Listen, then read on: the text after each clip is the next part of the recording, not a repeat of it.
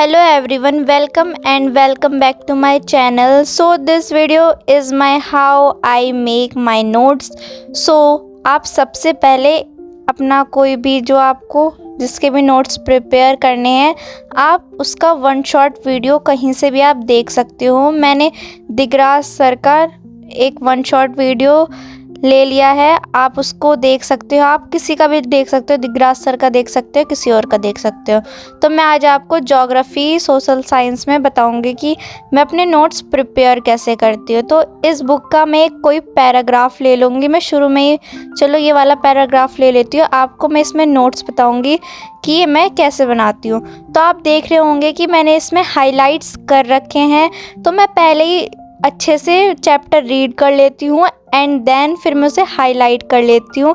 मैंने ये चैप्टर बहुत अच्छे से प्रिपेयर कर रखा है। मैंने इसकी एक एक लाइन पे जो मेन पॉइंट है उस पर हाईलाइट कर दिया है एंड मैंने उसे अच्छे से समझा भी है। तो आप ना अगर समझ के खुद से नोट प्रिपेयर करते हो तो आपको वो नोट्स लॉन्ग टर्म के लिए अच्छे से याद हो जाएंगे। तो चलो आप सबसे पहले black ball pen, blue ball pen, highlighter, pencil, तो आप ये 4 चीज़ ले लीजिए। आपको इसके अलावा और कोई यूज़ नहीं करना है। आप जेल पेन यूज़ कर सकते हो। पर्सनली मैं अपनी बात करूँ तो मुझे बॉल पेन ही पसंद है, तो मैं उससे कर लेती हूँ। तो ये चैप्टर है रिसोर्स एंड डेवलपमेंट। आप ऊपर इसकी हेडिंग डाल देना एंड देन फिर आप टॉपिक का नाम लिख लेना एंड आपको अगर उसे हाईलाइट करना है देन आप हाईलाइट कर सकते हो। तो मुझे इतना हाईलाइट करना अच्छा नहीं लगता तो मैं इतना हाईलाइट नहीं करूँगी एंड देन आप टॉपिक का नाम डाल लेना। तो मैं सबसे पहले रिसोर्स टॉपिक है तो मैं उसका अच्छे से हेडिंग डाल लूँगी। ऊपर ही आप हेडिंग डाल लेना एंड देन फिर आपने जो भी मेन पॉइंट है आप उसे अच्छे से अपने वर्ड में लिख लेना। मैं बुक की लैंग्वेज में लिख रही हूँ, मुझे बुक की लैंग्वेज समझ में आएगी तो मैं बुक की लैंग्वेज लिखूँगी। अगर आपको बुक की लैंग्वेज समझ में नहीं आती है देन आप अपनी लैंग्वेज में लिख लेना। अगर या आपकी इंग्लिश अच्छी है तो आप अपनी लैंग्वेज में लिख सकते हो।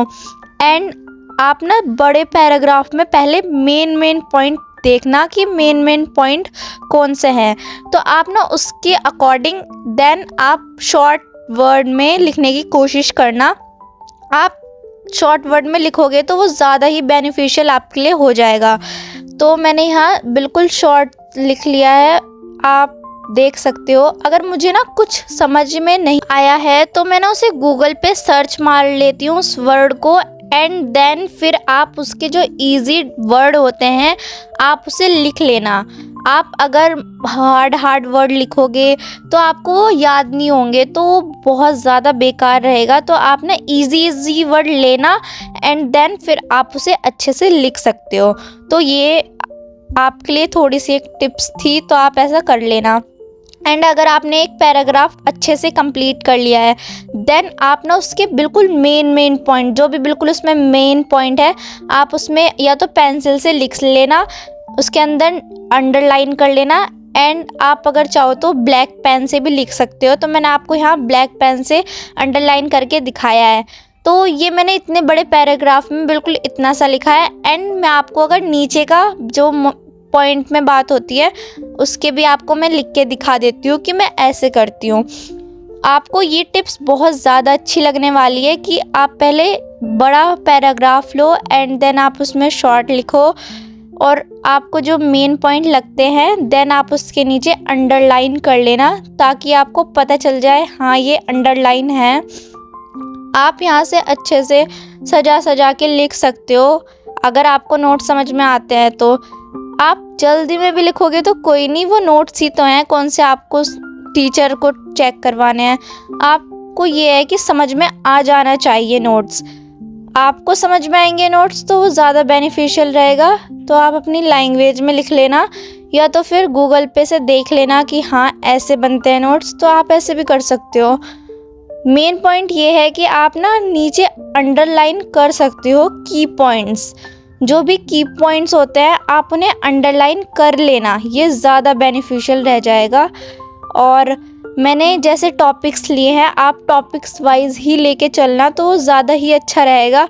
अगर आप कहीं और के टॉपिक कहीं और लगाओगे तो आपके लिए वो अच्छा भी नहीं रहेगा और आपको ना ही समझ में आने वाला है वो। तो आप बिल्कुल अच्छे से देखते हुए चलिए।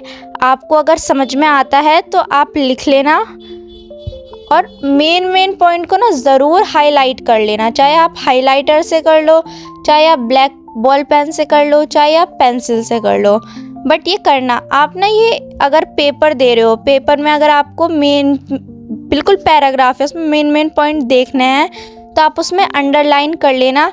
अंडरलाइन करने से टीचर को सिर्फ मेन पॉइंट दिखते हैं और कोई भी टीचर पूरा पैराग्राफ तो नहीं देखता।